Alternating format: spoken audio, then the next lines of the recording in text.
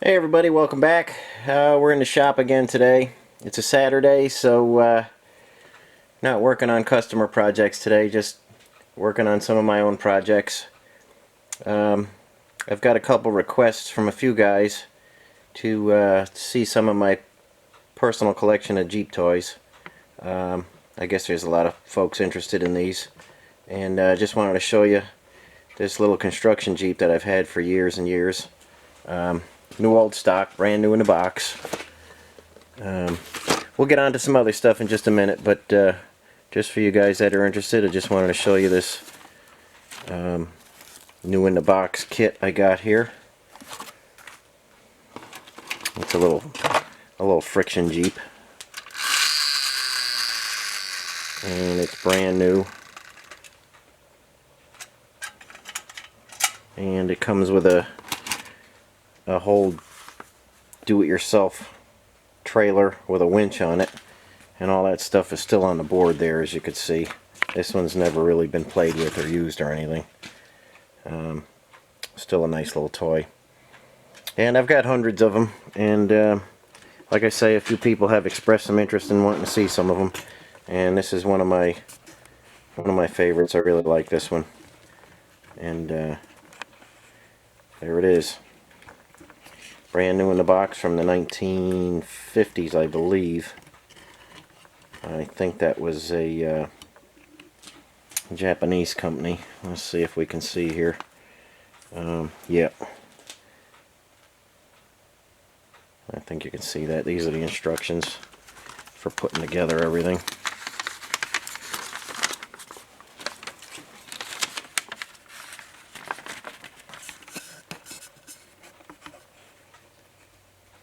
I think you can see that okay. So, like I say, it's not for everybody, but for the guys that were interested in seeing it, there's one of them. I'll show you some more as time goes on. But today we're going to talk about some clutch parts and some clutch linkage and stuff like that. So let me get some of that stuff out and I'll be right back with you. Okay, you guys probably all recognize that that clutch rod there. Pretty standard, 2A's, 3A's, 3B's and stuff. Let me see if I can get you in there. Hang in there while I try and focus you in there. Okay, there you go. You could see from the very first day you bought your Jeep and put the clutch in for the first time, it's going to wear right in that area. Basically just going to saw right through. The other side's not too bad, but you can see it's got a big dent and bend in it, and that's common of a lot of these. If you drive your Jeep and you use it much, you're going to start wearing parts out. There's the cross tube there. Okay, and you recognize this attaches to the frame, and those balls get worn out. There really wasn't any way from the factory to grease that. There's a little felt inside there, and that came with some oil on it from the factory. But there was no grease fitting on this. There was no way to really grease it. The seal was just just pushed up against the side. And these holes wore out just as bad as that shaft did there. So if you're doing an authentic restoration, there's not much you're going to do about it. Just put the parts in and realize that you're going to have to change them every now and again. So if you want that original look, just keep it. Just put the stuff in there, and the way people drive them today, not so much. They should last a while. But I'm going to show you an upgrade that I do, and we're working on that. I know I haven't showed you much of it, but we're working on that snowblower Jeep. It's a CJ5. Okay, and there's a cross tube, and there's the clutch rod. I don't know why it's so dark here in the camera. I hope you guys are seeing this okay. This is what they used for a clutch rod. It was kind of terrible, and Here's the cross tube. And everything is just, this pin is rusted solid in there, and you can see in this area here it's starting to wear real bad. And we're going to make a whole new tube. We're going to change this area here around. We're going to make basically a whole new clutch linkage. And I got started this morning making this part of it. And you could do the same exact thing for the earlier style with the T90. You know, a 2A or 3A or something. Like I say, this happens to be the CJ5 snowblower Jeep, and it has a T98 in it. That's why this is so much longer than this one. So we're gonna make this particular piece today, and we'll make a whole setup, but we're gonna make that piece today, and I'll show you what that looks like next. Okay, like I said, this was what I took out of that CJ5, and again with the T98, and this is the kind of linkage that I like to use. I like to use these little ball joints on the end, and these are greasable. And normally I don't make them in this size. This is a 3/8 24 stud here. Normally I use the 5/16 size. But I couldn't get good made in the USA greasable ones in the 5/16 size, so I jumped up to the 3/8 size.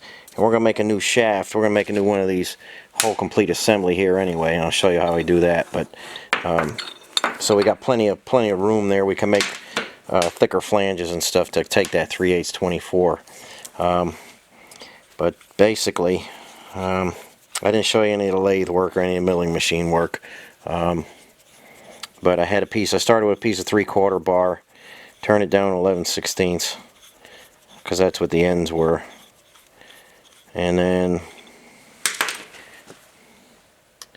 I drilled and tapped the end. Instead of necking it down and threading that and sending that in, I find it easier to use a stud. You could just line it up better. I like to use a stud better. So drilled it, tapped it 3/8 24.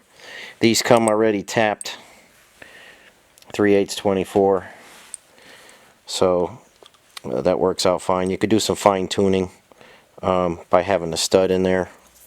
So we'll just put that back and I'll show you what I mean. And having the ball joint there, you have absolutely no wear at all. It works out perfect. Like I say, it's a little bit bigger than factory. You won't get any bending or any bends in or anything like that. It's going to feel solid. When you step on that clutch, you'll feel the difference between this and that little 5/16 rod. So I just milled a flat in here so we can put a wrench on there, tighten that up tight on both ends. And that replaces that piece of linkage right there. So we're greasable on our ends, and so we won't have any trouble with that. This is going to be fixed tight into the cross shaft, so there's going to be no wear there. All the pressure and the force is going to be right on this ball joint. That's what this is designed for transfer and motion like this. And with it greasable like that, we'll put the grease fittings down. With it greasable like that, those will last a long time. Like I say, it's not exactly right if you're doing a restoration, but again, this is going in that snowblower Jeep, and basically that's only going to be out in the terrible weather, and the last thing I want is a breakdown with that. So I'm upgrading the linkage, and I've been running linkage like this on certain Jeeps for a long time. Never had one fail yet, but those rods, if you drive your Jeep a lot, those rods will just saw themselves right in half. So this is the first piece we're making of the linkage. Maybe we'll make this cross shaft next, and I'll show you this. I'll show you the chassis one of these days. But when they put the T98 in there,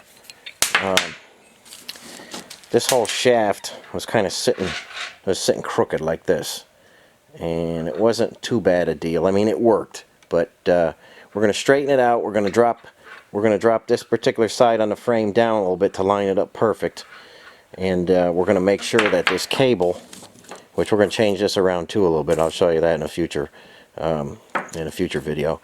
But we're going to make that pull straight back on the clutch fork. And I'll show you how we're going to kind of bypass using those balls and stuff with no grease and everything wearing out in there. And like I say, it's not right for everybody, but for some of you guys, it might give you an idea on how you want to upgrade your clutch linkage a little bit to something that doesn't wear out so bad. And I'll show you how we make a whole system. But for today, I was just able to get this particular part done, and I think you can see it okay. Still learning the camera here, but I think you can see that okay. And that doesn't wear out. It's just a perfect way to do it, and that'll last for years and years and years. And every time you step on the clutch, you'll feel the difference. There's absolutely no slop, no give, no nothing. That is a very nice thick rod there, and it transmits the power perfectly. You don't lose anything to flexing or bending. So that's step one in the clutch linkage upgrade, and I'll put together some more stuff, and then that's what we're going to do next time. So keep watching, and we'll see what happens in the next segment when we make that cross shaft.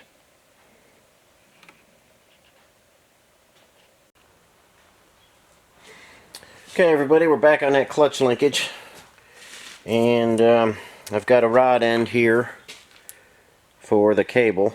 This is the cable. And this is what it's replacing.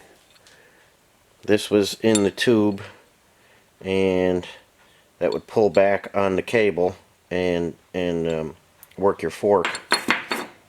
But instead of having that and that wear point, we've got a 5/16 rod end on there, and basically that's all you need to do to your cable. Again, this is the T98, so the cable's a little bit different than the T90, but that's all you need to do to that, and it makes it a real nice joint there. So we've got a couple pieces made right now. We've got these two pieces made here. I think you can see those okay. And we're gaining on having a complete new clutch linkage here. So the next part we're going to make is that cross tube.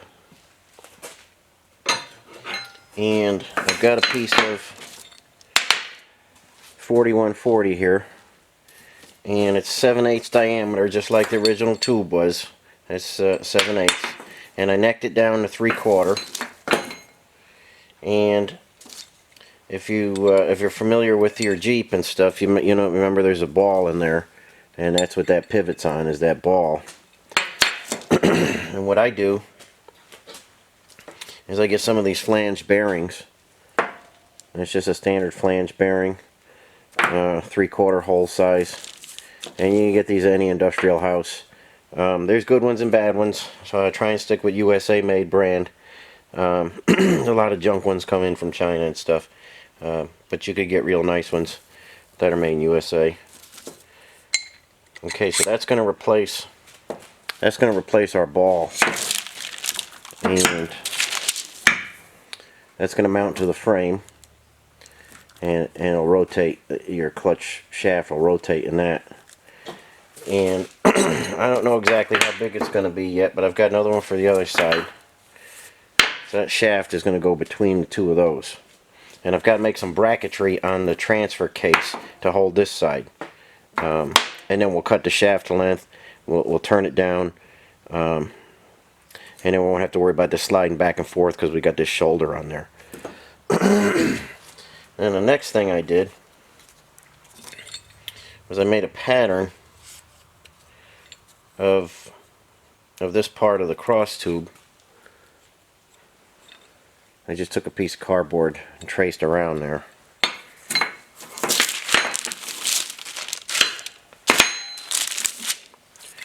I think you can see that okay. So now we have a pattern there. And these original parts of the original cross tube, that was a piece of 3/16 thick stock. I've got just a a random length here of 1.5 by 3/8 hot rolled flat stock, and we're gonna punch the holes there, and then we'll cut this out on the bandsaw.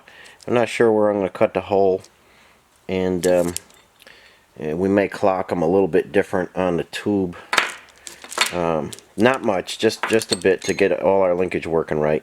But we're going to punch out some holes now, and while the bar is long, I think I'll take you guys over to the iron worker so you can see that working. And we'll punch a 7/8 hole in there, trim it out, and come back, and we'll sand everything, make it nice and smooth. We'll come back and see how they fit on the tube. And that's how we're going to make this section of the tube here. So let me get set up and we'll head over to the iron worker. Okay, here we are over at the the Buffalo iron worker, and I've got a 7/8 punch in there, and our piece of stock is laying in there. You can see it. And this is a big machine I don't use too much anymore.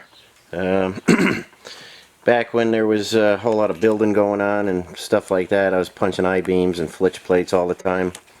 But not so much now.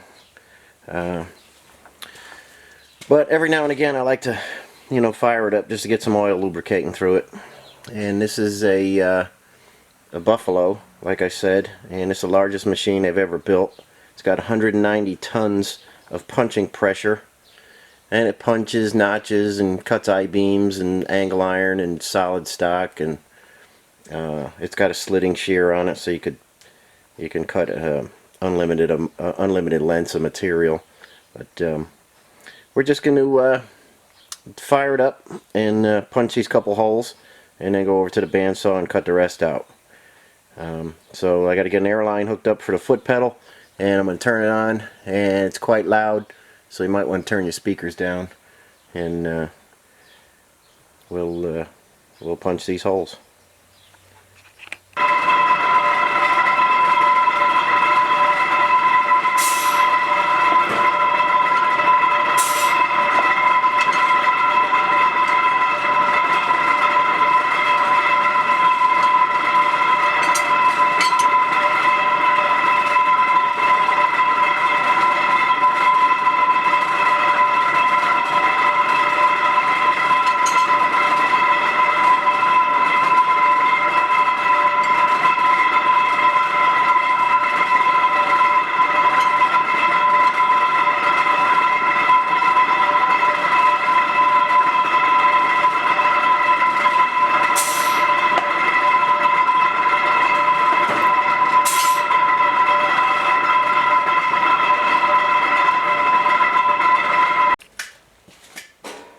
Okay guys, I hope you're able to see that okay. It's hard to be in the same place as the camera and work the machine. Yeah, I had it set up for some thicker material that I was cutting for the sawmill project. So you saw that I had to stick some shims in under the stripper. If I had a bunch of them to do, a lot of holes, I would have moved the whole stripper. But with just the 2 holes, I was able to stuff some just random material in there, and they punched okay. Put a little bit of punch lube on it and made it nice and smooth. So here's our piece. There's the slugs that dropped out of there. Here's our shaft. And that's a nice fit through there. So now we'll take our pattern, put it on there, cut it out with the bandsaw. So, oh, I hear a truck coming in. I got a steel delivery coming. So let me grab all this steel, and I'll be back with you in a little bit. Okay, there's our pieces roughed out on the bandsaw.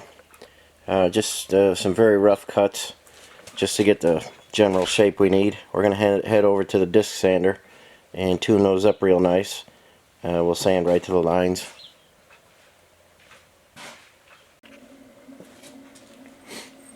Okay everybody, we're back from the disc sander, and we've got our 2 little pieces here, and you can see what we're going to be doing here. It's going to be like that.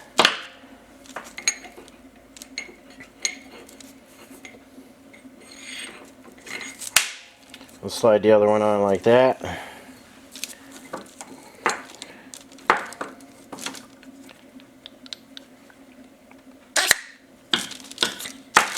We'll have a bearing on that side. And this other bearing will be in here. Like I said, I've got to make some bracketry off the transfer case. And I'll show you that when it gets time. And then what we'll do is we'll get these TIG welded. We'll put the hole in it first, but then we'll TIG weld these on there, and we'll clock them correctly so that everything works out. So basically, you know, that'll be on there, and this will be here pulling on the clutch. So that's your basic system there, and I'll show you more as the time comes. I still got the body on that Jeep. I've got to do a few more things on the body, then I can pull the body off and show you the clutch linkage actually in the frame. But I don't want to make this too terribly long, so we're going to end this one here today. And next time you see the clutch linkage, it should be in the vehicle, or I'll show you the steps that it takes to put it in the vehicle and get everything lined up just right, and we can see the operation of it.